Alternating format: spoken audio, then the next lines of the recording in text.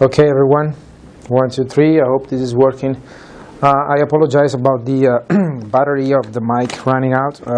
I created a reminder for me to change that every week. So there's about 13 minutes of the lecture 6 video that are without any sound, and so I'll try to compress here what I was talking about in those minutes. Let me check if the mic is working. Looks like it's working okay. So I was deriving the Laplace vector in those minutes and proving that this expression has something to do with the left-hand side of this equation that I created, r double dot cross with h equals minus mu over r cubed r cross with h. So this was proven. There is audio for that. This side, we said, okay, let's focus on basically 1 over r cubed r that multiplies r cross h, okay, and this is also equivalent to r 1 over r cubed r, which is crossing r cross with r dot. We know there is a certain property that leads to basically this expression r dot minus r dot r over r squared, and I wanted to relate this to this derivative. This we can compute that it's r dot r minus r dot r vector over r squared. That's really what it is. And so this is also equal to basically minus 1 over r cubed r cross with h, which is the right hand side of this expression that we care about. And let me check how this is coming on video. Looks okay, I hope. All right, so if that is true, then the left hand side of this equation can be expressed as minus, it's equal to that, so basically you just end up with d dt in n of mu r over r. And so putting everything together, we said the left hand side was demonstrated to be d dt in n of r dot cross with h, so this part is equivalent to this. So this is going to be equal to d dt in n of mu r over r. Okay, so I'm going to continue up here and basically write that in the end the rate of change in n of r dot cross with h minus mu r over r is 0, which leads me to the definition of Laplace vector. And I need to go back and forth because I'm by myself and I don't know how this is coming. Looks okay. All right, so what's inside this derivative is constant. So we call r dot cross with h minus mu r over r, we call this the Laplace vector. Okay, that's something that we define that way, and it doesn't change. It's a constant in space, and so we have two vectors that don't change that have to do with this motion. We have the inertial observer that basically sees a plane which is fixed where the orbit is evolving. The normal to this plane is the h vector, or the direction of h doesn't change, so the plane remains fixed. And we also proven in class that this c vector lies on the orbital plane, so it's perpendicular to h. And how do we prove that? Well, we dot c, which is this expression, with h itself. So you do minus mu h dotted with r over r plus h, which is dotted with r dot cross with h. and this is easily proven to be 0 because h and r by definition are normal. Remember that h is given as r cross with r dot, so this is 0, and the same here, you're dotting h with something that is a vector that is normal to h itself because it's r dot cross h, so that is 0. So C lies in the plane. Why is this important? Because really what is going on is now we have M1, which is attracting the spacecraft M2, and we can use these two vectors to build a coordinate system which is that has to do with the plane. So we can use this plane as reference frame. This can be a reference frame. The plane itself of the orbit can be a reference frame. A plane is perfectly fine as reference frame.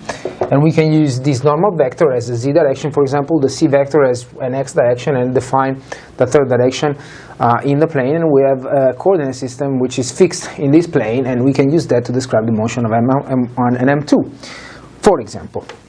So it's important to know that there are these two vectors that don't change with time. Then we define the eccentricity vector, which is c over mu. So we rewrite this expression the following way. We write mu r over r. Well, we actually divide everything by mu, so let's remove mu here.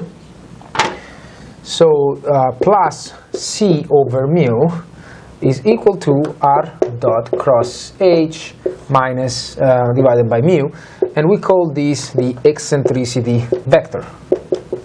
This is a definition so that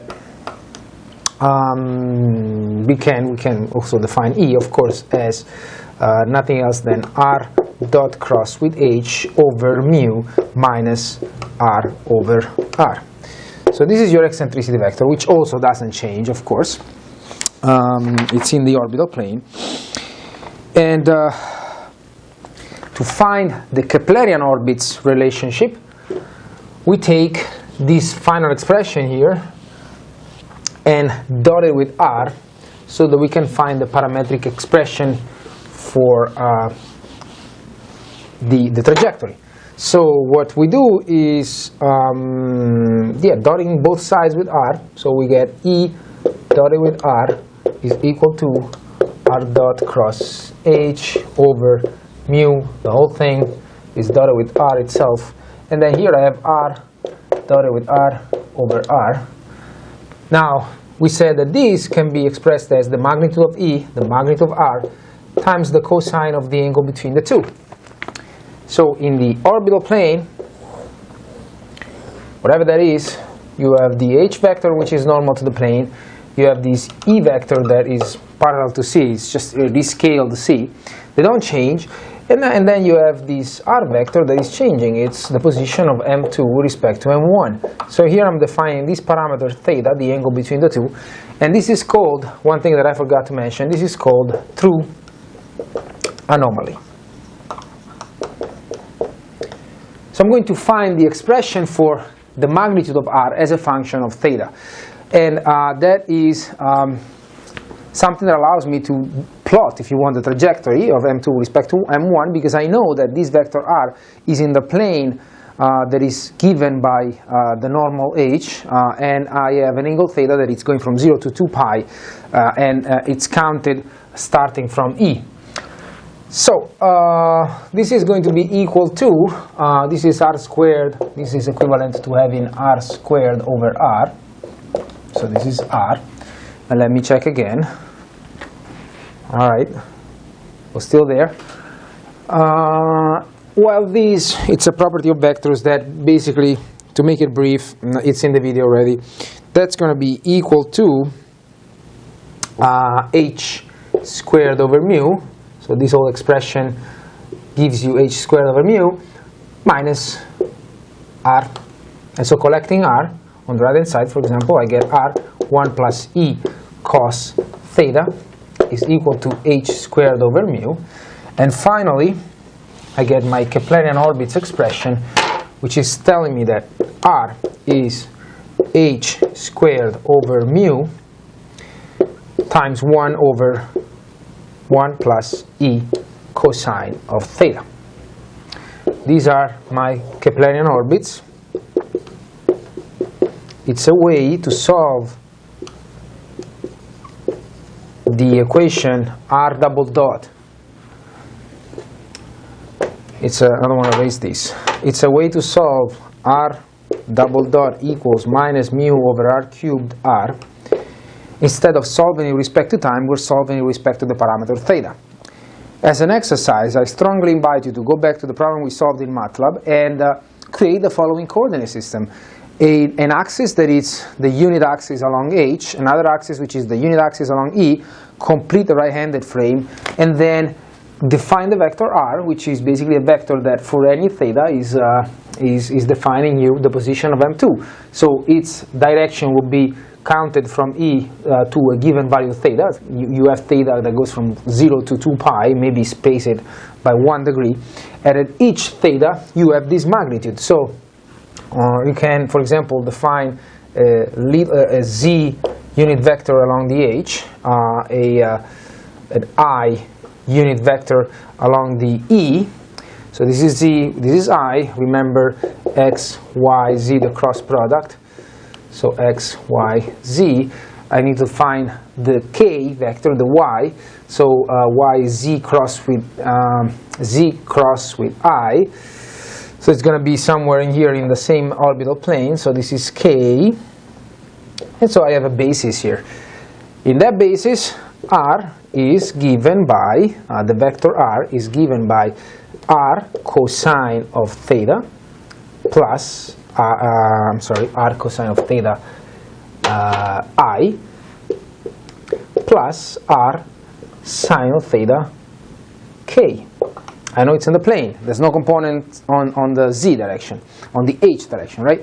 Where r is given by this parametric expression. At every value of theta, you have to compute this. So you can actually go back in MATLAB and use this to plot the same trajectories that we did with ODE 45. What you will have to do is go inside MATLAB and you have your initial conditions.